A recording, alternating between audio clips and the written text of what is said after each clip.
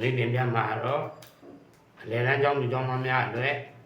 ဆက်လက်နေကြရ continuous verb ကိုပြောပြမှာဖြစ်တယ်။အဲ့တော့သင်ကြားခြင်းရဲ့ရည်မှန်းချက်ကတော့ဗမာလိုတွေးပြီးတော့အင်္ဂလိပ်လိုရေးနိုင်အောင်ကိုယ်ပိုင်ဝါကြတွေရေးတတ်အောင်ပုံစံဖွဲ့စည်းမှုကိုသင်ပေးခြင်းသာဖြစ်သည်။အဲ့တော့ဆက်လက်နေကြရ continuous verb ဆိုတာကသွားနေတယ်လာနေတယ်စားနေတယ်လို့ဖော်ပြတဲ့ကြရိယာကိုပြောတာသူ့မှာကအပိုင်းတစ်ပိုင်းပါတယ်။ verb to be နဲ့ verb ing လို့ခေါ်တယ်။အဲ့တော့ verb ing ဆိုတာနေတော့လို့ပဲနေပဲရ။အဲ့နေတော့ကနေပြီးတော့နေသည်နေသည်နေကြသည်နေခဲ့သည်နေခဲ့ကြသည်နေလိမ့်မည်နေကြလိမ့်မည်ဟောဒီလိုအားဖြစ်ခြင်းတဲ့အတွက်ရှေ့က am is was were shall be will be ကိုထည့်ပေးတာ။အဲ့တော့ am is ပါတော့ပြစ္ဆုတ်ပန်ဆက်လက် present continuous ခေါ်ဝါစကခဲ့ပြီးဝေယခဲ့ကြသည်နှလုံးပါတော့အတိတ်ဆက်လက်ကြရိယာအဲ့တော့ past continuous လို့ခေါ်တယ် shall be will be ပါတော့အနာဂတ်ဆက်လက်ကြရိယာ future continuous လို့ခေါ်တယ်အဲ့တော့ continuous တဲ့ကိုရေးမယ်ဆိုရင်တော့ဒီဘက်က verb to be နဲ့ဒီဘက်က ing လို့ပါတယ်အဲ့တော့ ing စက်ကြီးဆိုတော့ရှိသေးတယ်ဆိုရင်လည်းလောလောဆယ်တော့ဒီတိုင်းပဲတတ်နိုင်လို့ဖတ်ထားဖို့နော်နောက်အသက်တုံတော့ ing ဆက်တဲ့နည်းဆိုတာပြောပြအောင်မယ်အဲ့တော့ am going သွားနေတယ် is going သွားနေတယ် are going သွားနေကြတယ် was going သွားနေခဲ့တယ် were going သွားနေခဲ့ကြတာ shall be going will be going သွားနေလိမ့်မယ်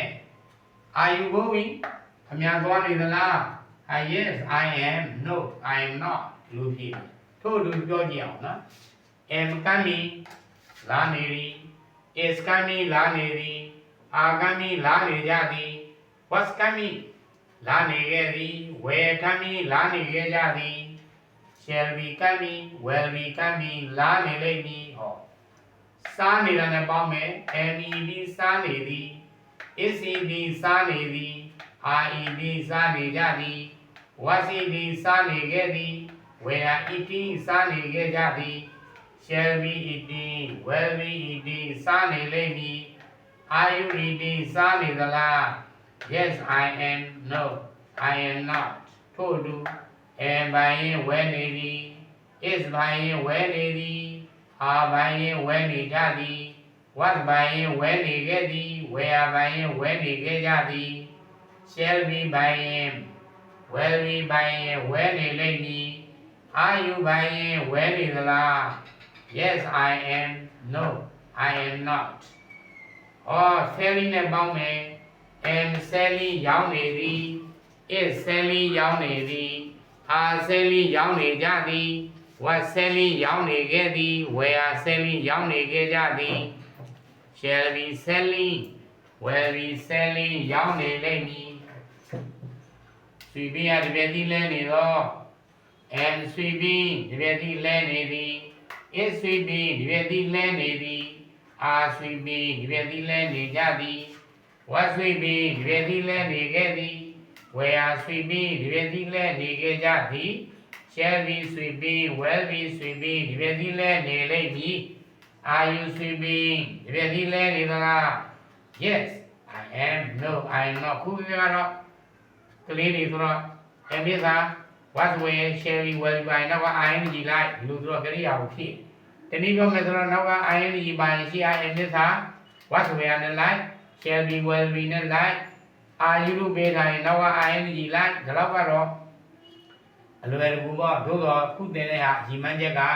ဗမာလိုတွေးလိုက်တာကိုအင်္ဂလိပ်လိုရေးအောင်သင်တဲ့အတွက်မပြင်းမီကိုဆိုရတယ်ဟိုကြားဖို့ယုံနဲ့တော့မတတ်ဘူးအဲ့ဒါတော့သဘောပေါက်တာကြားဖို့ယုံနဲ့မတတ်ဘူးတကယ်လို့မတတ်am sweeping ဒီပဲဒီလဲနေသည်ဟော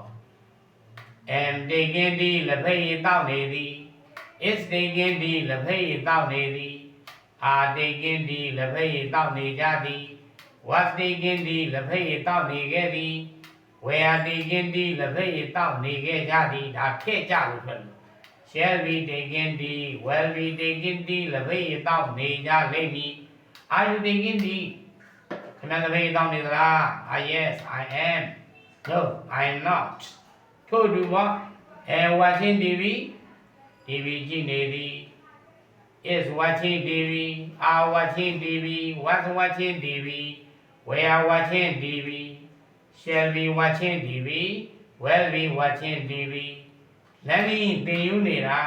သင်ယူနေသော am learning စာသင်နေသည် is learning are learning was learning we are learning shall be learning will be learning are you learning ခင်ဗျာစာသင်ယူနေသလား yes I am no I am not or am waiting စောင့်နေသည် is waiting စောင့်နေသည် are waiting စောင့်နေကြသည် was waiting စောင့်နေခဲ့သည်ဒါကနေတာခက် we are waiting စောင့်နေခဲ့ကြသည် shall be waiting will be waiting စောင့်နေလိမ့်မည် are you waiting for the bus ဟာခင်ဗျာကားစောင့်နေတာလား yes I am no I am not နော် are you learning English အင်္ဂလိပ်စာသင်ယူနေသလား yes I am no I am not ဟုတ်လားထို့အတူပဲပေါ့ are you going to school ကျောင်းသွားနေသလား are you coming လာနေသလား are you coming tomorrow နေ့ပြန်လာမလားလာနေမလားဆိုရင်နေ့ပြန်လာမလားဒီကတဲ့အနာဂတ်ဆိုရင်ဒီလိုသုံးနေတယ်နော်ထို့အတူ are you eating are you buying are you selling are you sweeping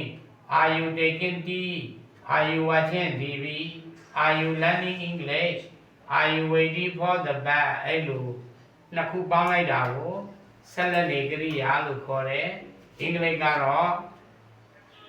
continue ကပေါ့ verb to be နဲ့ ing ပေါင်းတယ် ing ကဘာမှလို့နေသောလို့ပါအိဗယ်ရတယ်နေသည်နေကြသည်နေခဲ့သည်နေလိမ့်မည်ဖြစ်ရှင်လို့အမြင့်စာဝတ်ဆိုရာကိုသုံးတယ်ဩစကားမစကတော့မကြခင်ပေါ့နော်ຫນွေရာသီဆိုရင်တော့အခြေခံအင်္ဂလိပ်ဂရာသင်တန်းလေးတွေပြန်ပြီးစသင်ပါလိမ့်မယ်အဲ့ဒီမှာ3ခု2500 1969ခု3ခုတော့ဖြင့်မှတ်ထားပြီးတော့သာသာမီမီတို့အားလုံးအတွက်ပေါ့နော်ဆက်သွယ်ပြီးတော့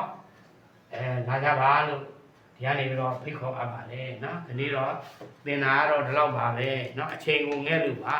နောက်ရက်နေကြရင်တော့လေဟိုစနတန်းစာမေးပွဲဖြေမဲ့လူတွေအတွက် sentence transformation 10ကျောင်းတွေဆရာထင်တယ်လေ9ရက်လောက်ဆရာသင်ပေးမယ်ဖြေပြမှာပေါ့နော်ပါဖို့များတယ်ပါနိုင်တယ်ပါဖို့တေချာလောက်ရှိတယ်အဲ့လောက်ဟာမျိုးတွေပေါ့နော်အဲ့ဒီဟာလေးတွေကိုလက်ပြန်မှာပြောပြပေးမယ်နော်